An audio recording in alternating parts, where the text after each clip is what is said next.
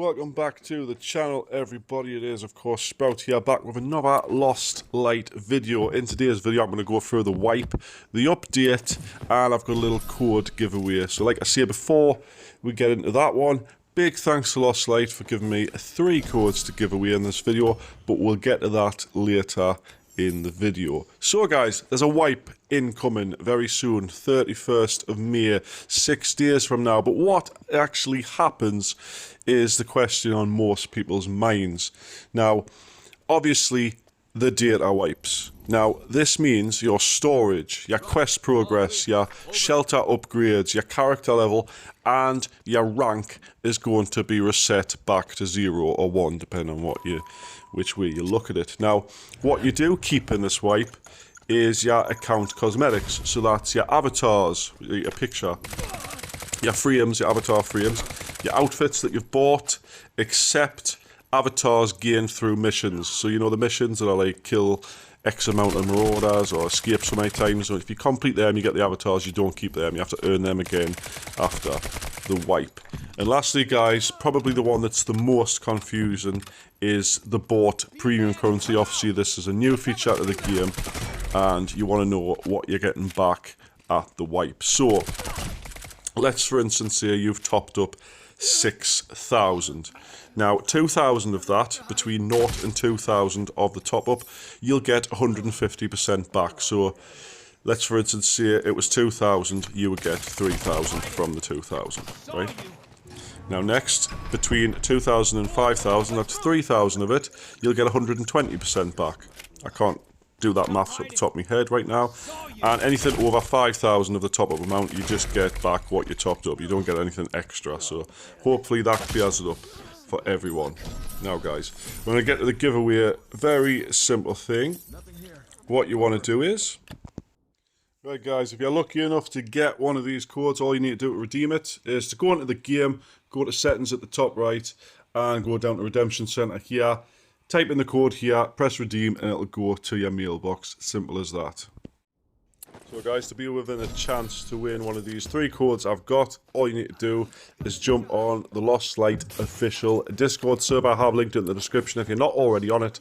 Go to the messages in general, find me, it's Sprout, hashtag 0737. You should be able to just type out Sprout and simply put in the message, hey Sprout, I'm here for my code. Like that. Simple as that. That's all you need to do. And what I'll do is the first 3 people to sort of say thank you to the people who watch my videos first all the way through.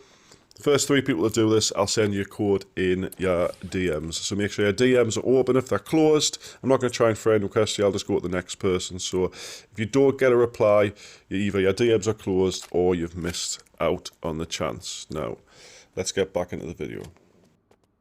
Now guys, as of tomorrow, if you remember the last wipe, we are getting a shelter box, which is basically a box that allows you to put 8 things in that you can take past the wipes. 8 items. Now, what you can't do is put a secure case in, or backpacks full of stuff, or anything like that. You have to put actual items in.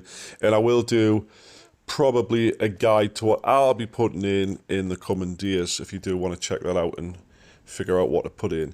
Now, I'm just going to go through the patch notes of what they're altering in the game in the coming update, which is either, I think it's either tomorrow or on the wipe date itself. And quite a few changes coming, so make sure you are paying attention. You can also find all of this in patch notes on the Lost Light official Discord server. So, number 1, they're adjusting the number of returns used per match from 2 to 1. So if you know these little laptop thingamabobs that let you come back and hunt down the guy who killed you and try and get revenge, you're only going to be able to do that once per match now instead of 2. They've corrected some parts of the map, Windswept Harbour, don't know which parts. Lowered the resource requirements to upgrade the Arsenal level 1. Now, as you know, the Arsenal needs 3 million Luna to upgrade level 1, and it's probably completely pointless. A lot of people have been boycotting actually doing the upgrade in the first place because they'd rather have the 3 million Luna, so I'm hoping it's going to be a lot substantially smaller than that. They're optimizing the return feature, added detection alerts for the pursued player, so every time your pursuer gets a ping and you know they can see where you are, you're also going to get a ping about your pursuer, so you can sort of try and avoid them a bit better, or let you know that they're following you a bit more accurately. They're optimizing the animation of movement with an assault rifle. Optimize the logic of the weapon picking when the setting the picked up weapon will place the weapon hands turned on. Right. Corrected the armor piercing of raid staff ammo. I'm not really sure what the raid staff is, 100% off the top of my head. Adjusted unlock conditions, purchase price, and repair effect of armor plates. Haven't actually used any yet. I usually get killed before I get the chance. Lower the required level for teaming up, so it might be a bit lower than 10 now. Oh, sorry, it is going to be lower than 10 now.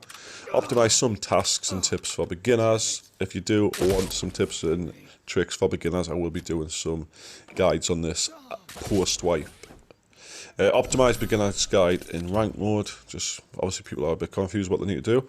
The storage has added a quick transition to the item dismantling feature, so you can just go quickly at dismantling bench.